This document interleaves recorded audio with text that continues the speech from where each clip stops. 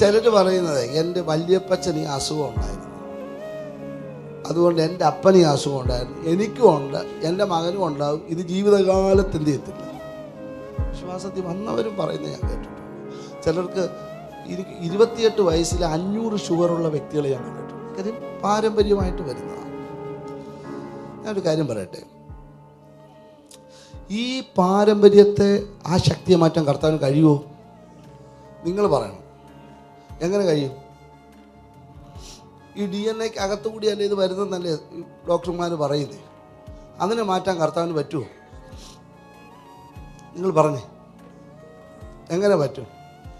ഞാനൊരു ഉദാഹരണം ബൈബിളിൽ നിന്ന് കർത്താവിനെ ഈ കാനായിലെ കല്യാണ വിരുന്നിലെ 6 കൽപ്പാത്രം 35 ലിറ്റർ കൊള്ളുന്ന 6 കൽപ്പാത്രത്തിൽ വെള്ളം നിറക്കാൻ പറഞ്ഞു.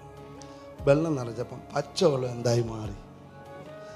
അപ്പം ഞാനവിടെ ചിന്തിച്ചപ്പോൾ പണ്ടൊക്കെ ഓർത്തത് കളറ് മാറി, രുചി മാറി കിട്ടിയെന്നാണ് ഞാൻ ഓർത്തത്.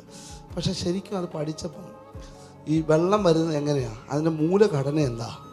2 ഹൈഡ്രജനും 1 ഓക്സിജനും കൂടുമ്പോഴാണ് എന്ത് കിട്ടുന്നത്? വെള്ളം ഉണ്ടാകുന്നത്. സത്യം പറഞ്ഞാൽ ഈ വെള്ളത്തിൻ്റെ മൂലഘടനയാണ് കർത്താവ് എന്ത് ചെയ്തേ? നിങ്ങൾക്ക് മനസ്സിലാകുന്നുണ്ടോ? വെള്ളത്തിൻ്റെ അടിസ്ഥാന ഘടനയെ മാറ്റിയിട്ട് വീഞ്ഞിൻ്റെ അടിസ്ഥാന ഘടനയിലേക്ക് അതിനെ ട്രാൻസ്ഫോം ചെയ്തു.